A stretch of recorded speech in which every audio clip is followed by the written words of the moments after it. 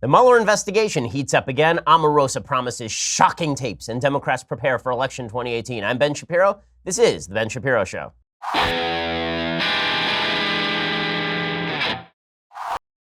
Oh, so many things to get to today, all of them irritating and foolish. Don't worry, we'll get through it together. But first, I want to remind you that you are not the average investor, so you shouldn't invest like the average investor. You should be attempting to outsmart average. You should be attempting to do better than the average investor, and that is why you need Betterment. Betterment is the better way, the smarter way to manage your money. It's an investment tool for those who refuse to settle for average investing. It's cutting-edge technology combined with human expertise. It's technology that is designed to give you more from your investments. It's unlimited expert advice designed to help you make smart financial decisions, tax-efficient investing strategies that give you an edge, low transparent fees, constant access to information, and tools that allow you to track progress toward your goals so you can always feel like a smart, savvy investor. It's basically an online financial advisor. You know, I'm somebody who uses a financial advisor because I don't have time to keep track of my own money. I'm not the person who's going to be sifting through all the stock reports. What you need is somebody to help you do that, and that is where Betterment comes in. Betterment gives you technology that allows you the transparency to see where your money is. It allows you all this information.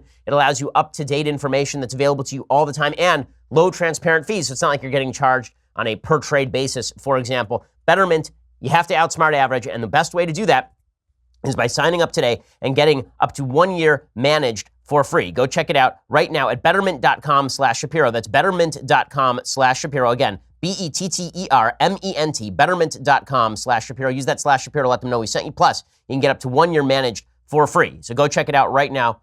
Get investing, get smart with your cash, outsmart average, betterment.com/Shapiro. Okay, so Omarosa. So Omarosa has long been known as one of the most solid citizens in our country, right? She's long been known as a person that you would trust with your life if you were suicidal. She's long been known as somebody who you would certainly believe were she to make any and every claim.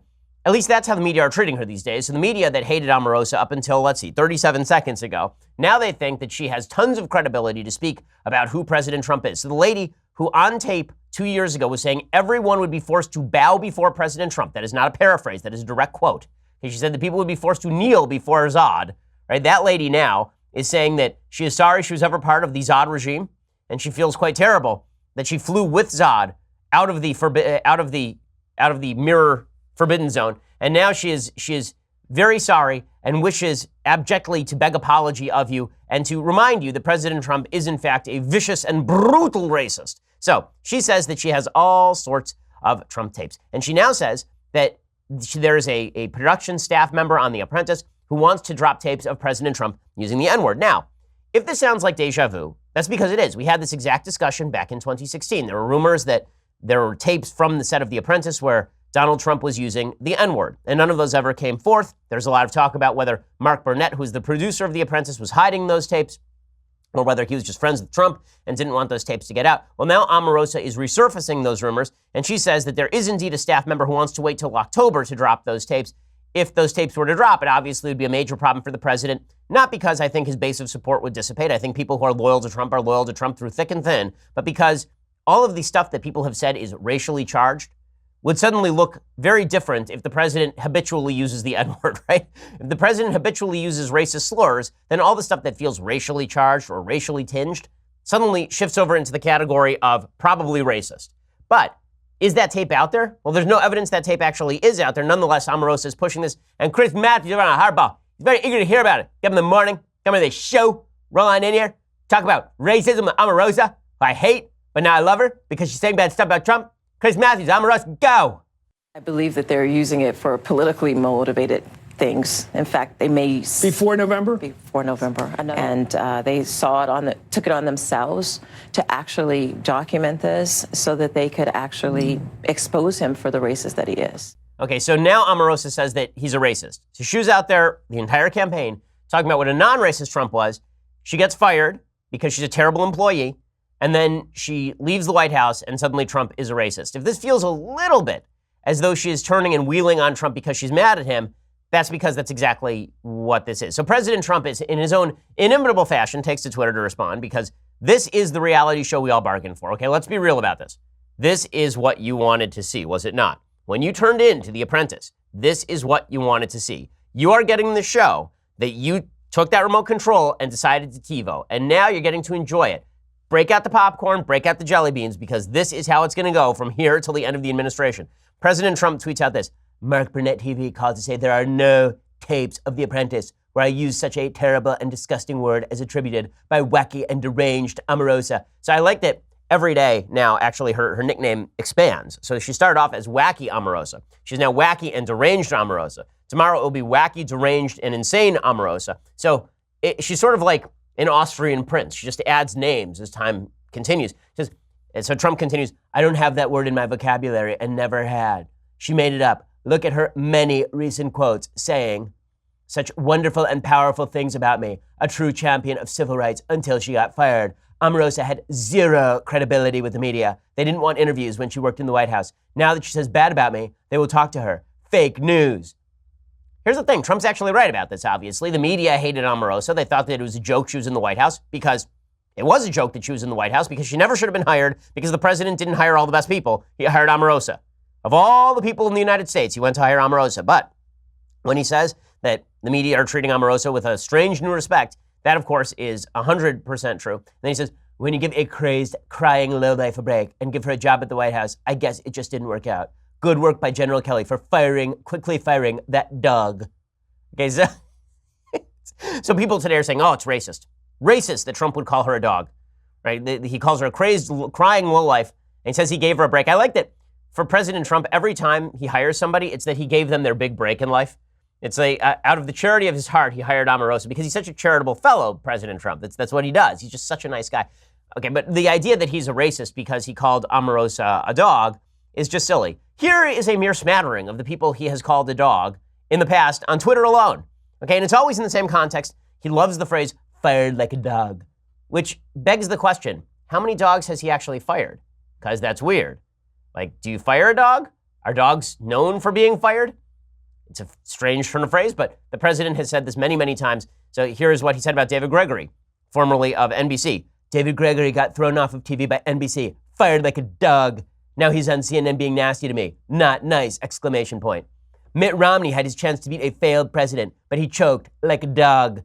I don't know what he has against dogs. Like, I'm not a dog person, but he needs to go over to, like, Puppy Spot or something and really get to know some dogs, because he's kind of mean. And he says, Little McMiller, I'm now going to teach you a big boy lesson about lawsuits and finance. You ungrateful dog. And then he says about Sloppy Steve Bannon. This is my favorite because I don't like Steve Bannon. He's a jerk. He says, now Sloppy Steve has been dumped like a dog by almost everyone. And then there's Bill Maher, fired like a dog. And then there's Ariana Huffington. She is a dog who wrongfully comments on me.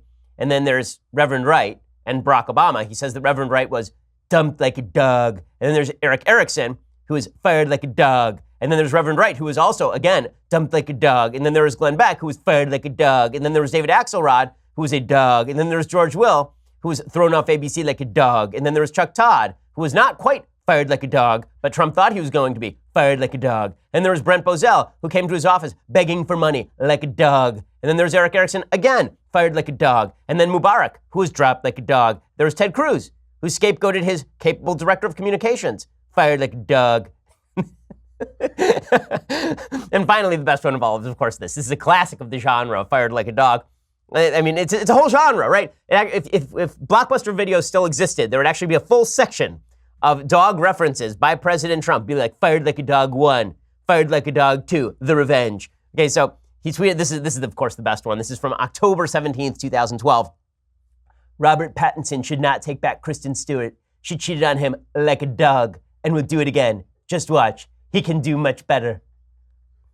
So before we jump to he's a racist, we might want to say he's a speciesist. He doesn't like dogs. He's very, very mean to dogs. You thought Mitt Romney was mean to dogs when he put a dog on top of his car and drove around and all that stuff? President Trump, every time he has something bad to say about a person, he likens that person to a dog. So there's that. But I love that the media are treating it. He called Omarosa, he's a racist because she's a black woman. That's why he calls her a dog. No, he called her a dog because he doesn't like her, and for some reason he's got this phrase stuck in his head. One of the funny things about delving into Trump's Twitter is whenever you think that he's tweeted something that is brand new, as soon as you delve into his past, you realize that he has said it 1,000 times before. We've had this sort of thing with President Trump before. So I remember when he did this thing where He mocked Sergei Kovaleski, who was a columnist for the New York Times. And you remember he did these hand motions that made it look like he was mocking a disabled reporter. And this became a statement repeatedly that he was mocking the disabled reporter, not just mocking the disabled reporter, but mocking him for the disability. Right? The idea is that he was doing it because he knew Kovaleski was disabled, and so he started doing his hands in sort of a curled up fashion in order to mock Kovaleski's disability. And then it turns out that if you go back through his tapes of him mocking people, he's constantly doing these weird hand motion every time he refers to somebody he doesn't like. So is he mocking the reporter? Yes. Was he doing it for the disability? No. The truth is that one of the reasons people give Trump a lot of leeway on him being a jerk is because he's a jerk to everybody. I'm surprised that we're still fighting this fight. Like he's constantly a jerk to the president has two categories in life when it comes to the people he deals with. Either they're wonderful people who say great things about me and therefore deserve jobs at the White House no matter how bad they are at their job, or they should be fired like a dog because they're the worst people in the world, right? And everything breaks down into these two categories. It's not that the president has any 4D MAGA plan. Like when he's nice to Putin, he's not nice to Putin because Putin and Trump were on the phone late at night making sweet love to one another. It wasn't that. It's that Putin has said in the past, "You're a very strong man, President Trump." And then Trump's like, "I like that guy. That's great." And then the minute that Putin does something Trump doesn't like, he should be fired like a dog. That's really, those are the only two polls for President Trump. Okay, and that is what it is. Like, is it my favorite thing? No. But are we getting exactly what we bargained for? Of course we're getting exactly what we bargained for. Okay, but the media are responding to all of this with the predictable outrage that you knew that they would. We'll get to that in just one second. First, let's talk about the fact that you have credit card bills. Let's talk about the fact you have some outstanding costs that you want to pay, or you want to do some construction on your house. Bottom line is, you need some sort of swing loan. And with Lending Club, you can do all this stuff. You can consolidate your debt or pay off credit cards with one fixed monthly payment. Since 2007, Lending Club has helped millions of people regain control of their finances with affordable fixed-rate personal loans. No trips to a bank, no high-interest credit cards. All you do is go to lendingclub.com, tell them about yourself, how much you want to borrow, pick the terms that are right for you. If you're approved, your loan is automatically deposited into your bank account in as little as a few days. So go check it out right now. Lending Club is the #1 peer-to-peer lending platform, over $35 billion in loans issued. All you have to do is go to lendingclub.com/Ben. That's lendingclub.com/Ben. You can check your rate in minutes. You can borrow up to 40 grand. That is lendingclub.com/Ben. Again, lendingclub.com/Ben. All loans made by WebBank, member FDIC, equal housing lender. There's no reason for you to have these high interest credit cards. Just keep racking up that debt. Instead, you should go over to Lending Club, check out your options. And again, it's a very easy process. I've checked it out myself. Lendingclub.com/Ben. Go check it out right now. Borrow up to 40 grand. Check your rates in minutes. Lendingclub.com/Ben. Go check that out. All right. So nonetheless, Omarosa continues to say that she has the goods on President Trump. Unfortunately, she actually had a little pen bomb. So she apparently had a little pen that had in it a recording device. Okay, this is the latest accusation. How is she recording this stuff? She wasn't using her phone, is the accusation by Yashar Ali over on Twitters.com. He's a reporter, and he suggests that she was carrying around a pen that recorded things. The great irony of this, of course, is that, as you recall, back during the 2016 election, Corey Lewandowski grabbed a reporter named Michelle Fields because she might have had a little pen bomb. It turns out that the pen bomb was actually a pen recording device, and it was carried James Bond-like by Omarosa into the West Wing because everything is stupid. Because you see this pen? You never know. You never know, gang, what's in this pen. In any case, she claims that she has Trump on tape doing all sorts of terrible things. Here is the most damning material. She gave the tape to CBS. Apparently, she was talking with Katrina Pearson, who was a once and future member of the Trump team. And she was talking about the supposed N-word tape that was floating around the offices of The Apprentice or some such. And here is Omarosa talking with Katrina Pearson because our long national nightmare of people who shouldn't be on TV never ends. Here we go. Said, "Well, sir, can you think of any time that this might have happened?" And he said, "No." Well, that's not true. He goes, "How do you think I should handle it?" And I told him exactly what you just said, Omarosa, which is, well, it depends on what scenario you're talking about. And he said, "Well, why don't you just go ahead and put it to bed?" I don't know what the scandal is. No, he said it. He's embarrassed. Okay, so that's Katrina Pearson at the very end saying he said it, he said the N-word, and he is embarrassed. Okay, well, we don't actually have evidence that any of this was said. When the evidence comes out, then we'll have to talk about the implications for the administration. We'll have to talk about the implications for future electoral prospects, the kind of national implications of having a president who has used the N-word in the last 10 years, if that ends up being a thing that actually happened. But if the best that Omarosa can do is come up with a comment from Katrina Pearson, that's going to be pretty weak sauce. That's pretty weak sauce. Remember, Katrina Pearson is a person who worked for Ted Cruz and then worked for President Trump, and then suggested it was okay when President Trump implied that via the National Enquirer that Katrina Pearson had an affair with Ted Cruz. None of these people are real high on the credibility list. None of these people really, like, you wouldn't trust them to handle your finances. Like, I really, honest to God, I would not trust these people to handle my safety deposit box. And yet I'm supposed to believe that they have all of the goods on President Trump, or that I'm supposed to trust President Trump. Here's my view. When I can't trust anybody, I have to wait for evidence to come out. Otherwise, this is just a bunch of media nonsense. There's a reason, by the way, that Omarosa's book still hasn't reached number one on Amazon. It's because nobody believes anything she has to say. Even members of the media are looking at her and saying, yeah, this is pretty weak stuff. Like, this is pretty weak stuff. Okay, so now I want to talk in brief about the Mueller investigation. So this is hysterically funny. Peter Strzok, you'll recall, is the charming and wonderfully smug fellow who appeared before Congress recently to talk about why he was such a good guy. He's such a good guy that Peter Strzok sent text messages to his lover, both of them were married to other people at the time, about why he didn't want President Trump to be president. He said he would stop President Trump from being president. At that time, he was leading both the Hillary Clinton email investigation and the Russia investigation, which begs the question, or at least it prompts the question, as to, was there only one employee at the FBI? Like, could they actually have hired somebody else to do something over there? Apparently, Peter Strzok was the entire show. In any case, Peter Strzok was texting about why Trump shouldn't be president. At the same time, he was investigating both presidential candidates. That, it turns out, is bad policy. Well, Strzok was fired yesterday from the FBI. He was fired because of those texts, and because the Inspector General of the DOJ, in his report, found that he could not actually credibly clear Strzok of accusations of bias. He didn't know exactly how Strzok's bias had affected the investigation, and he'd have to investigate that further, but Strzok had to go. So what did Strzok do? So Strzok gets fired, and then his lawyer releases a statement saying that this is a political hit. Here is Strzok's lawyer from Vancouver Island, apparently doing this via Skype, because only the best. And here he is on NBC News talking about why this is a political hit. I don't think that you can rationally reach any conclusion other than it was political. It's difficult to believe, given the steady drumbeat of texts demonizing Pete from the president and all the calls on Capitol Hill by Republicans for Pete to be fired, that didn't play a role. Okay, the reason he was fired is because the IG report said that Strzok's text, quote, potentially indicated or created the appearance that investigative decisions were impacted by bias or improper considerations. The IG report also said that Strzok's behavior was, quote, not only indicative of a biased state of mind, but even more seriously, implies a willingness to take official action to impact the presidential candidate's electoral prospects. The report also found that Strzok's decision to prioritize the Russia investigation over the Hillary investigation could have been biased. It said, quote, under these circumstances, we did not have confidence that Strzok's decision to prioritize the Russia investigation over following up on the mid-year-related investigative lead, that's the Hillary-related investigative lead, the Wiener computer, was free from bias. The report concluded Strzok's activities were, quote, antithetical to the core values of the FBI and the DOJ. Hard to claim that that is a political firing when the Inspector General of the DOJ is openly saying that this guy basically destroyed any credibility he ever had. Okay, so what did Strzok do after he was fired? The first thing he did, because this is the stupid world we live in now, Peter Strzok immediately went to GoFundMe. No, I am not kidding. And then he started a GoFundMe to fund for his legal bills, even though he does not actually have legal bills.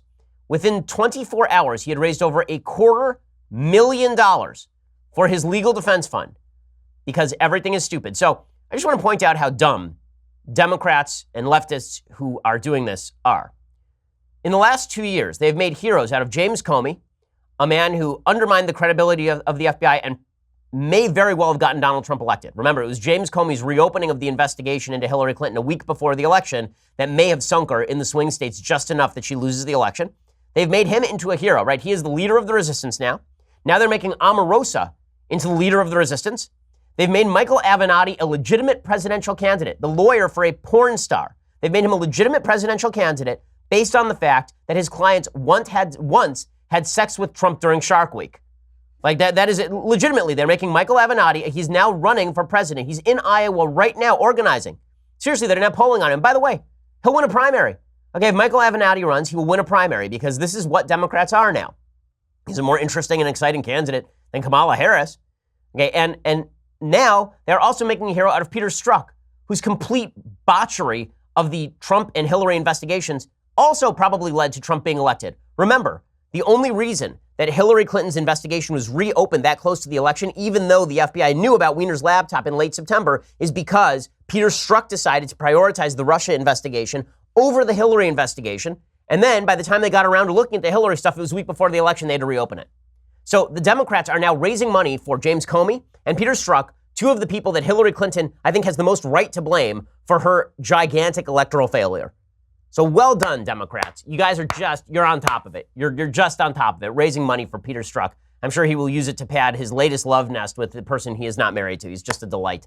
My goodness. Okay, but don't worry. Things get even stupider. They get even stupider. Just wait. We're going to talk about all the stupidity. First, we need to talk about your skill set. So you don't want to be one of these stupid people. You don't want to be one of these people whose chief qualification for being on TV is that you once brought a pen into the West Wing. You want to be somebody who actually has a skill set to share. And one of the ways that you can make your skill set better is by going over to Skillshare. Skillshare is an online learning platform with over 20,000 classes in business, design, technology, and more. You can take classes in social media marketing, illustration, data science, mobile photography, creative writing, you name it. They've got an expert teaching a class on it. And whether you're trying to deepen that professional skill set or start a side hustle or just explore a new passion, Skillshare is there to keep you learning and thriving. So go check them out right now. We use Skillshare here at the offices. I've taken classes in social media monitoring and some data analysis. I've taken classes in watercolors because, hey, a dude's got to relax. You can go check it out over at Skillshare right now, and you get 2 months of Skillshare for just 99 cents when you use Skillshare.com/Shapiro. Again, Skillshare.com/Shapiro to start your 2 months right now for just 99 cents. Once you start learning, you're not going to want to stop. Go check it out. Skillshare.com/Shapiro right now for just 99 cents. You get 2 months of Skillshare. Skillshare.com/Shapiro to let them know that we sent you. Okay, so as I say, things get even stupider than Peter Strzok starting a GoFundMe. How? How could they possibly get stupider, you ask? Aha, I'm so glad you asked. Here's how they get stupider. Roger Stone is now being investigated by the Mueller investigation. So the Mueller investigation is looking at Roger Stone. Why? Because Roger Stone was a go-between for WikiLeaks, right? He was hanging out with the WikiLeaks folks. There are a bunch of direct messages between him and WikiLeaks. WikiLeaks, of course, turns out to be a Russian front group, coordinating closely with the Russian government in the release of Hillary Clinton's emails. So now the Mueller investigation is looking at whether maybe Roger Stone was working with WikiLeaks to funnel extra information from Hillary Clinton's hacked emails to the Trump campaign. That's basically what they are looking at. Well, the Daily Caller is reporting that Roger Stone is now the target of the witch hunt, and Roger Stone, who is legitimately just a dummy. I mean, really a dummy. How do I know that Roger Stone is a dummy? You know, the guy with the giant tattoo of Nixon on his back? Well, there's that. We could start with the giant tattoo of Nixon on his back. But then there is also the fact that he tweeted out today, a graphic.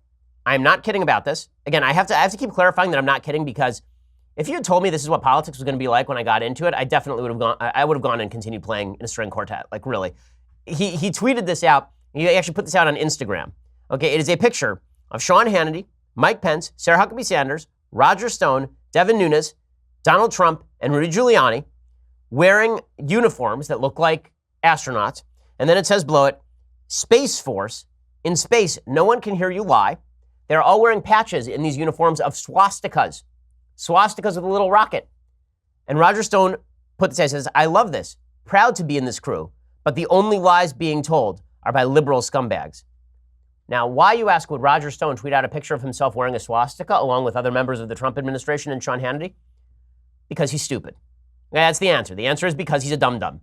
Okay, so Roger Stone has an op-ed over at the Daily Caller about why he is the target of the witch hunt. One of Stone's rules, he says, is the only thing worse than being talked about is not being talked about. Even I may have taken exception to that rule last Friday. Again, only the best people were associated with the Trump campaign. And the reason this is irritating, folks, is because all of this is easily avoidable and continues to be easily avoidable. But we're not going to avoid it. We're going to steer directly into this crap storm. He says, if you followed the news last Friday, you know that my longtime friend Kristen Davis testified before special counsel Robert Mueller's grand jury, that my longtime associate and wingman Andrew Miller was held in contempt for his refusal to testify for the grand jury, that a subpoena was dropped on Randy Credico, who, despite his public denials, was the source who first told me that WikiLeaks had the goods on Hillary and would release them in October.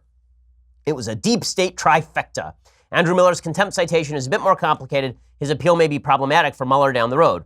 Mueller is running a criminally abusive, constitutionally unaccountable, professionally and politically incestuous conspiracy of ethically conflicted cronies colluding to violate my 4th, 5th, 6th Amendment rights and those of almost everyone who had any sort of political or personal association with me in the last 10 years. He has conducted a supposedly comprehensive investigation of a very narrow and limited issue as an open-ended, totally limitless grand prosecution with absolutely no articulable or even identifiable criminal predicate to substantiate it as a lawful investigation, even under ordinary circumstances.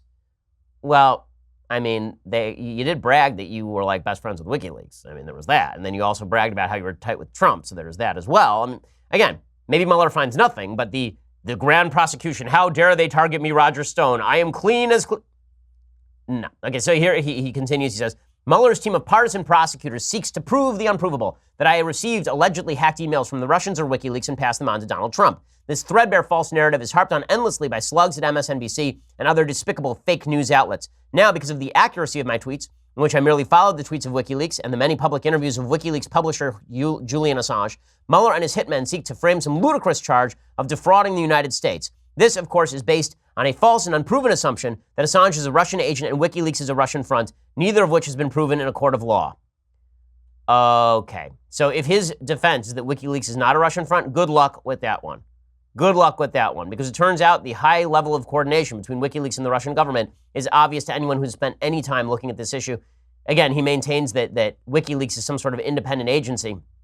Now, maybe all of this comes to nothing, but the fact that Roger Stone is now being dragged into all of this demonstrates that the campaign had serious problems from the very start. Now, should any of this really impact the presidency?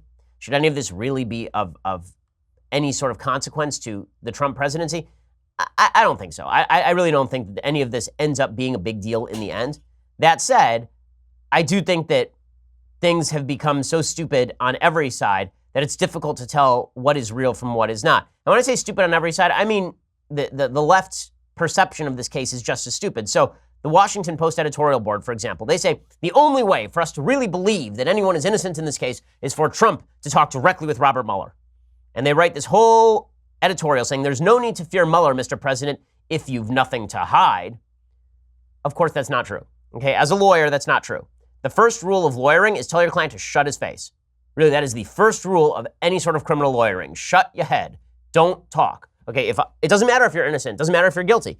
Do not talk to the cops. It's actually the first rule of lawyering if they see you as a potential defendant, because all you can do is give them evidence that is going to either lead them down the path toward prosecuting you or is going to lead them to look into you more closely. Right? The fact is that if you want to convey something to the police, you can always do so through a lawyer. But if the police are bringing you in for an investigation, the chances that they're going to be asking you a bunch of questions to exonerate you is probably close to nil. Right? It's pretty low. And that's particularly true when you're talking about a politically oriented prosecution like Mueller. This idea that Trump should get in a room with Robert Mueller and that he has no risk at all if he just tells the truth. First of all, Trump has a pathological problem with telling the straight truth, right? The guy exaggerates on a regular basis, and being a lawyer means taking things both literally and seriously. The case that's been made for Trump is that you're supposed to take things seriously, but not literally. Okay, that's a fair case. Selena Zito has made it ably. The idea that when Trump says stuff, we all just kind of go, yeah, he's exaggerating, but we know what he means, right? But we know what he means. In lawyer land, but we know what he means is not natural defense. In lawyer land, what you say is literally what you say, and we take it at face value. And that means that they'd be fools to actually put Trump in a room with Robert Mueller. But the Washington Post really wants it. They say this silly game has gone on far too long. The country was attacked. Mr. Mueller is trying to determine what happened. The president should be eager to help the country learn and move on. Instead, his lawyers have spent the summer hemming and hawing about the right circumstances for an interview. I don't remember the same sort of mitigating feelings from the Washington Post with regard to President Trump testifying. I say, this summer has brought increasingly dire reminders that Russia interfered with the 2016 election and that it intends to continue meddling in the country's democracy. If Mr. Trump has done nothing wrong and intends to tell the truth, he should welcome Mr. Mueller's questioning and do everything possible to hasten the special counsel's final report. Okay, this is the same argument that if you have nothing to hide from the police, then they should be able to put a camera in your house. If you have nothing to worry about criminally, there's no reason you shouldn't allow the police to simply search your premises at any time. The whole point of restricting authority is that authority can be abused, and we don't necessarily have to assume guilt in order to assume that authority can be used to go after folks. And that's generally been true. Okay, in just a second, I want to talk about why exactly it would be foolish for the president to actually get in front of Mueller with some examples of President Trump being President Trump, because he continues to be President Trump, which has upsides and it has downsides. But first, you're going to have to go over to dailywire.com. First, let me remind you, it's here. It's come. The time has finally come for me to take my podcast to live audiences. So tomorrow, Dallas, Texas, Wednesday, August 15th, in Phoenix, Arizona, Thursday the 16th. Seats are just about sold out. You can still get a few available tickets left. Go over to livenation.com or ticketmaster.com. Search Ben Shapiro so you don't miss it. And we are going to be doing the live podcast. We're going to be doing a Q&A. It's going to be a blast. Thousands of fellow Ben Shapiro show listeners are going to be there. Plus, I will be there as well, because otherwise, why would you be there? So go check that out over at livenation.com or ticketmaster.com. Also, when you subscribe at dailywire.com, next time we have an event and we have a VIP section, you get the first available shot at that. And you also get to listen to the rest of the Andrew Klavan show live. You get to listen and watch the rest of the Michael Knowles show live. I thought he was fired. Unfortunately, he was not. So he retains that show. So go check that out. Also, if you get the annual subscription for $99 a year, it is cheaper than the monthly, and you get the leftist tiers, hot or cold tumbler. Everyone who tries this loves this thing. I mean, I have not heard a single complaint about this from anyone except for Steven Crowder, legitimately. So go check that out right now. Also, subscribe over at YouTube or iTunes. We have a fantastic Sunday special coming up. Next Sunday special is just awesome. You're going to want to be a subscriber to check that out. We're the largest, fastest growing conservative podcast in the nation.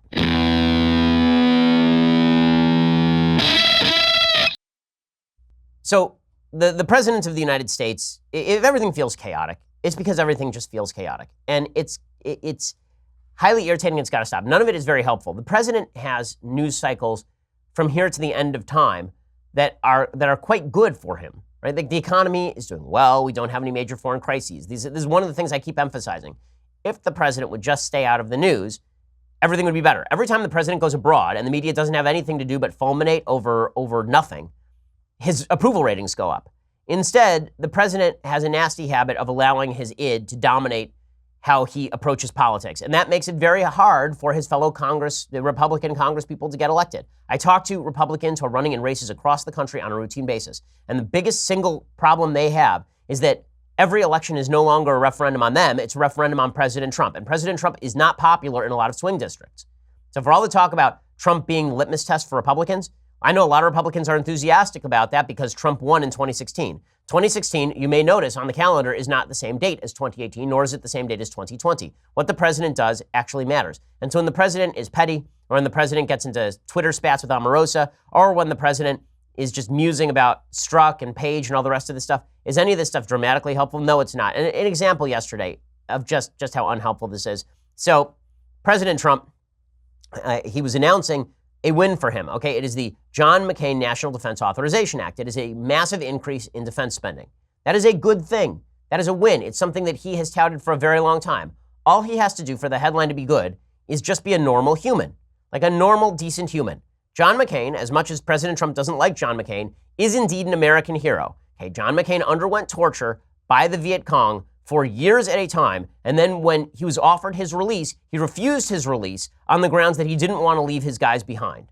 For that alone, John McCain is an American hero. Forget all of his Senate service, forget what you think about his politics. That was heroic stuff, and he has always been a strong advocate for the national defense community. So there's this bill. It's called the John S. McCain National Defense Authorization. Here was President Trump announcing the bill. You'll notice something missing in this announcement. In a few moments, in honor of that sacred obligation, I will put my signature on the National Defense Authorization Act. This authorization will give America's warfighters the firepower they need to win any conflict quickly and decisively. Okay, all of that's fine, except for him completely ignoring the name of the act. Right? He just completely ignores the name of the act. And so people jumped on this, as well they should, because it's kind of a garbagey thing to do. Okay, John McCain was one of the forces behind this act, and then later, he mocked McCain in front of a crowd while basically signing the bill. Just come on. We got rid of the individual mandate, which is the most unpopular aspect. I would have gotten rid of everything, but as you know, one of our wonderful senators said thumbs down at 2 o'clock in the morning. Okay, so there he is mocking McCain the same day. Listen, it's fine to mock McCain for his political activity, but ignoring his name in the defense authorization bill is kind of a crappy move. And this is the biggest problem for President Trump, really. he doesn't know his friends from his enemies. He doesn't know the people who want him to succeed from the people who don't want him to succeed. Okay, the fact is that he may not like John McCain, but when it comes to smacking John McCain, is that really an important thing for him to be doing? Or should he be saving his firepower for people who actually deserve it? So that was some bad Trump. Now here's some good Trump. Right? Here's President Trump going after Andrew Cuomo. Now Andrew Cuomo deserves every bit of scorn the president can utilize against him. If President Trump leverages his fire against Andrew Cuomo, that is a valid use of time. So here is the president doing the right thing by attacking somebody who ought to be attacked. Cuomo wants to take away your Second Amendment. Now, he called me and he said, I'll never run for president against you, but maybe he wants to. Oh, please do it. Please. Please. No. He did say that. He did that. Maybe he means it. The one thing we know, and they do say, anybody that runs against Trump suffers.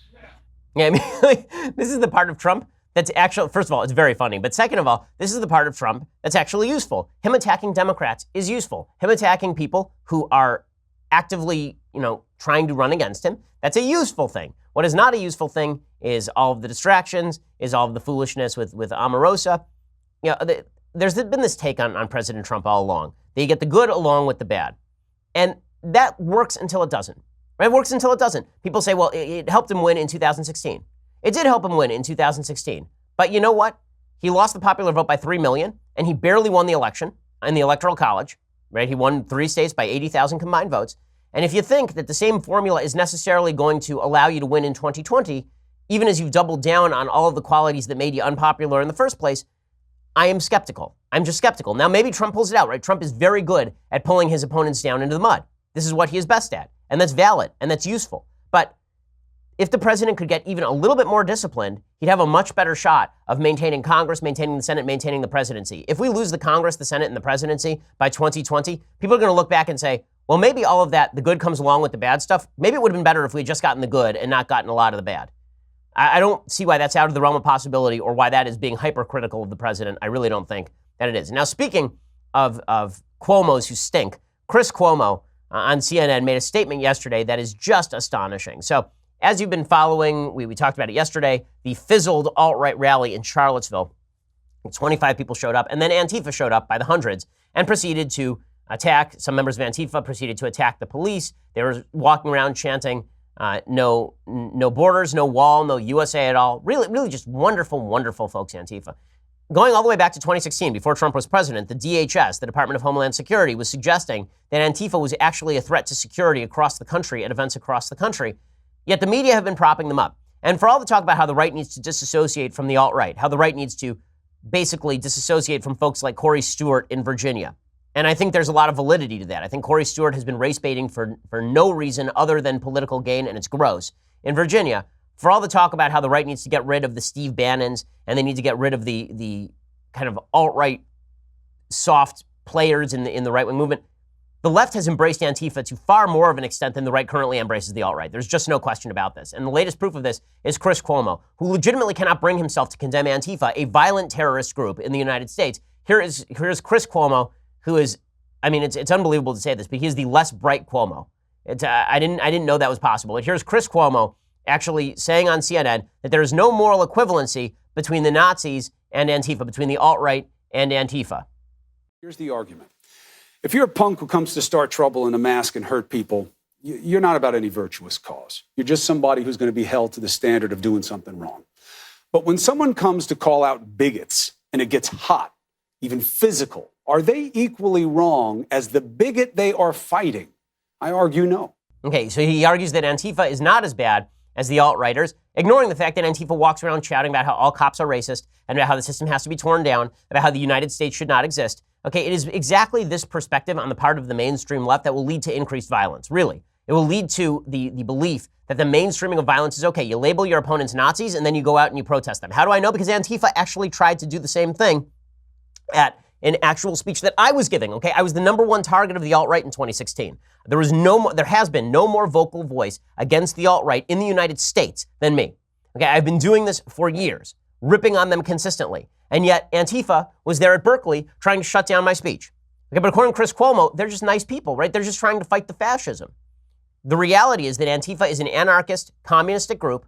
They're sort of anarcho-communists, and they have been pushing their radical politics for a while using violence, going all the way back really to the sort of the World Trade Organization protests in the 90s. There's a long-lasting movement that spans from the WTO through Occupy Wall Street and now forward to Antifa. This is all part of a broader wave on the left. And the fact that the left still sees these people as fighting on the beaches of Normandy is astonishing. Remember, Chris Cuomo is the same idiot who, when Antifa actually got violent, tweeted out a picture of the beaches at Normandy, of our guys getting off the beaches at Normandy, and said, here's another group of anti-fascists fighting a group of fascists. And it's like, wait a second. So your suggestion is that, number one, American citizens exercising their right to free speech in the wrong cause is the same as Nazis who legitimately invaded several countries and perpetrated the Holocaust? Got a problem with that? Okay, that's why we have law enforcement in the United States, to prevent bad stuff from happening. Second of all, if you really think that these idiot anarchists who are throwing bottles at cops are the same thing as American soldiers getting off the boats at Normandy to fight Nazis, you're out of your mind. There were no white supremacists who showed up 2 days ago. There were like 20 of them. But there were hundreds of Antifa members who were getting violent, shouting ridiculous things, and yet the media are defending them because the media has embraced full scale the reactionary politics that makes this country ugly. They've embraced it. And this is what we are now seeing. We are seeing politics ping-ponging forth, back and forth, between two reactionary points of view. You want to know how things actually get violent?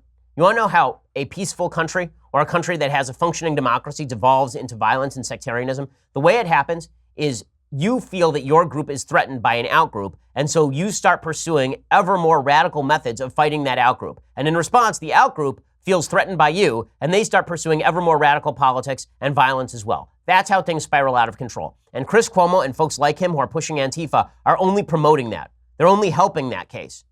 It's really dangerous.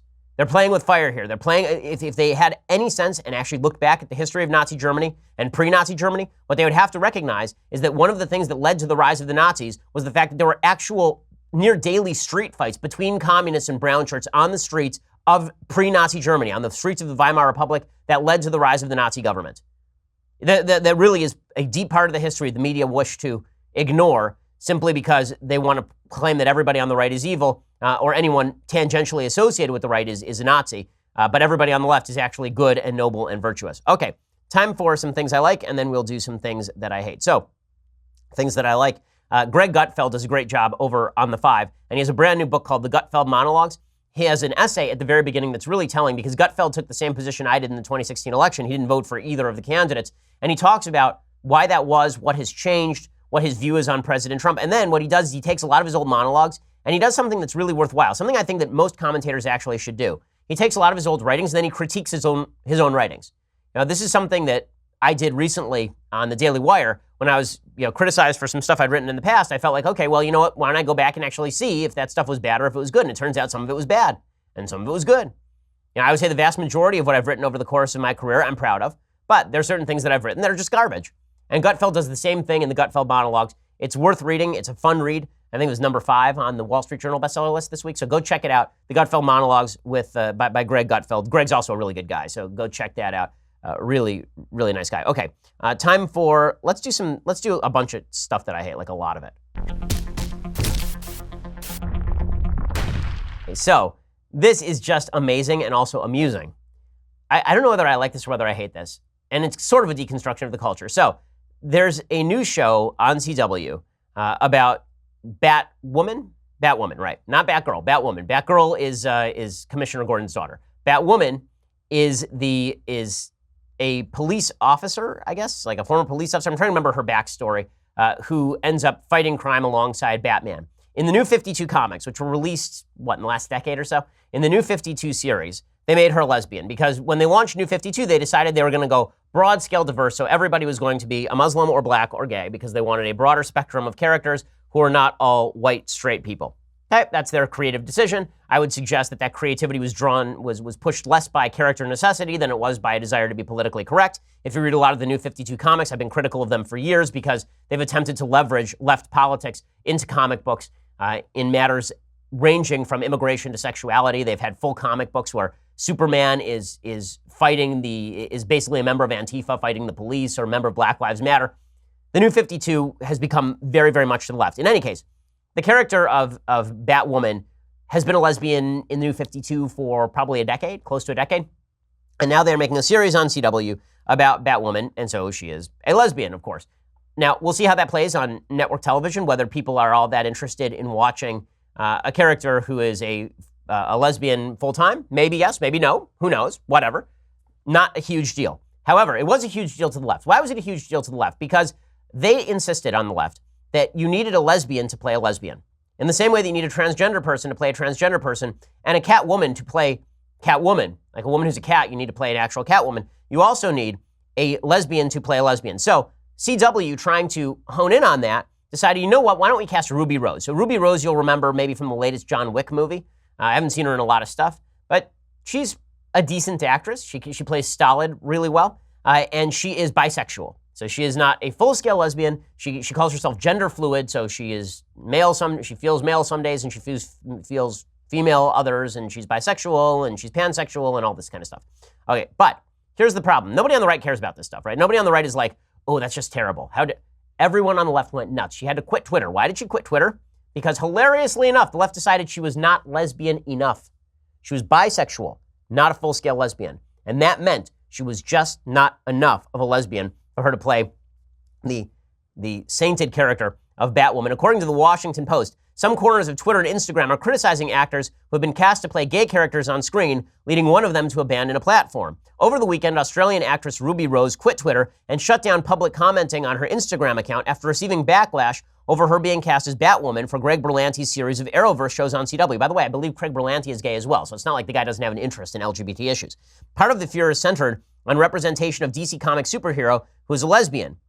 And the actress tweeted, "Where on earth did Ruby is not a lesbian, therefore she can't be Batwoman come from? Has to be the funniest, most ridiculous thing I've ever read. I came out at 12 and have for the past 5 years had to deal with the she's too gay. How do you all flip it like that?" She says, "I didn't change. I wish we would all support each other in our journeys." She says that she is identified as gender fluid. And she's, I guess, also on Orange is the New Black. Janelle Monáe came out in her favor. I guess Janelle Monáe is also lesbian or bisexual. I can't remember her sexuality, because I frankly don't care at all. But what I love is the fact that she is gender fluid, so she's not gay enough. Also, the character is Jewish, but Ruby Rose isn't Jewish, so I guess that she can't play a Jewish person. I guess Sheldon Cooper can no longer play a straight person because the guy who plays Sheldon Cooper on Big Bang Theory is actually a gay guy, right? So he can't play a straight person. I guess that Eric Stonestreet, who plays Cam on Modern Family and is actually a straight guy, he can no longer play a gay guy. Nobody can play anything they're not. Actors have to be the actual parts. Every TV show now has to be a reality show. Superman actually has to be able to fly. So it's going to make casting really, really difficult. There are a lot of people who wanted to see Ashley Platt get the role, I guess, because she's a lesbian. So I guess she's more lesbian. So now we're having lesbian competitions. I will say that I may put this in things that I like because I really am enjoying a lot the left eating its own. It's pretty spectacular watching the left think that it is not leftist enough. So that's pretty great. Okay, another thing that I hate. So Politico has an article from Stephen Miller's uncle, because this is the thing that we're going to do now. We're going to go find every relative who doesn't like you and have them write op-eds. So Stephen Miller is, of course, the very anti-immigration, both illegal and legal immigration guy. In the Trump administration, he was the top legislative aide to Jeff Sessions, who's sort of his top strategist. And I remember being at a dinner with Ann Coulter and Stephen Miller and Jeff Sessions, in which they discussed immigration for like 3 hours while everyone else was bored out of their skull. So this has been Stephen Miller's bag for a very long time. Well, now his uncle is getting in on the act. He writes a piece for Politico in which he talks about how Stephen Miller is just wrong about this. He says, "Let me tell you a story about Stephen Miller and chain migration. It begins at the turn of the 20th century in a dirt floor shack in the village of Antipal, a shtetl of subsistence farmers in what is now Belarus. Beset by violent anti-Jewish pogroms, forced childhood conscription in the Tsar's army, the patriarch of the shack, Wolflieb Glosser, fled a village where his forebears had lived for centuries and took his chances in America. He set foot on Ellis Island on January 7th, 1903, with $8 to his name. Though fluent in Polish, Russian, and Yiddish, he understood no English. An elder son, Nathan, soon followed. By street corner peddling and sweatshop toil, Wolflieb and Nathan sent enough money home to pay off debts and buy the immediate family's passage to America in 1906. And these would, of course, be the eventual great-grandparents of Stephen Miller, great-great-grandparents of Stephen Miller. So Izzy Glosser is his maternal grandfather. Stephen's mother, Miriam, is my sister. I have watched with dismay and increasing horror as my nephew, an educated man who is well aware of his heritage, has become the architect of immigration policies that repudiate the very foundation of our family's life in this country. Okay, so here's the part about this I don't like. You want to make an immigration argument? Fine. You want to suggest that our immigration policies are too restrictive on legal immigration? I'm actually interested in hearing that argument because I think that there are good arguments to be made on both sides of that particular issue. if you want to make the case that relatives of politically popular figures are now authorities on what those politically popular figures should be saying, I got a problem with that. Like, is family off limits or is family not off limits? I mean, this is a serious question because what we heard for years is that Chelsea Clinton was off limits until she wasn't off limits. And now she's off limits again, I guess, because Hillary is no longer politically active. When are relatives off limits? Like when they decide to be off limits or when they don't decide to be off limits? And beyond that, I don't know why we care what Stephen Miller's uncle has to say about things. And why would that possibly matter? I have lots of relatives. I disagree with the vast majority of them on politics. I'm a Jew. That means most of my relatives are on the left. Does that mean that my uncles and aunts have some sort of deeply valuable perspective on my heritage that I do not, because I have parents who are part of that heritage as well? I find all this incredibly stupid, but the left has no rules when it comes to attacking folks on the right, and so we're going to dig up random relatives to go after people. All of that is incredibly dumb.